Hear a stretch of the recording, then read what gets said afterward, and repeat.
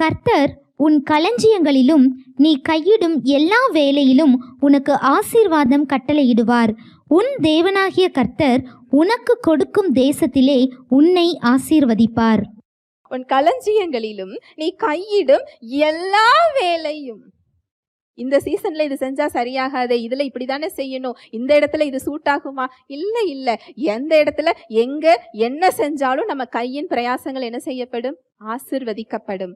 நீ கையிடும் எல்லா வேலையிலும் உனக்கு ஆசீர்வாதம் கட்டளையிடுவார். உன் தேவனாகிய கர்த்தர் உனக்கு கொடுக்கும் தேசத்திலே. நான் இன்னொரு இடத்துல இருந்தா நல்லா இருப்பேன் இல்ல, எந்த இடத்துல நம்மை வைத்திருக்கிறாரோ அதில் அந்த ஆசீர்வாதத்தை அவர் கட்டளையிடுவார். நம்முடைய சிந்தனைகள் தான் அவர் என்ன செஞ்சுக்கிட்டு இருக்கு? தடுத்து கொண்டு இருக்கிறது. அதனாலதான் அவர் சொல்றாரு, ஓ சிந்தனைக்கு போகாத, உன்னோட பலத்துல நீ நிற்காத, உன் பிரச்சனையின் படி பார்க்காத, உலகத்தின் படி பார்க்காத. நீ என்னை விசுவாசிக்க வேண்டும் என்றால், என்னை வெளிப்படுத்த வேண்டும் என்றால் என்னில் நிலைத்திரு, என் வார்த்தையில் நிலைத்திரு.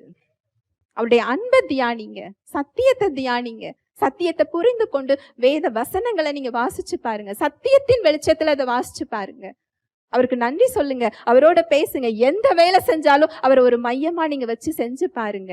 இந்த ஆசீர்வாதங்கள் இயல்பா உங்களை தேடி வரும். நீங்க தேடி போக வேண்டிய அவசியம் இல்லை. ஹல்லேலூயா, பிரைஸ் தி லார்ட்.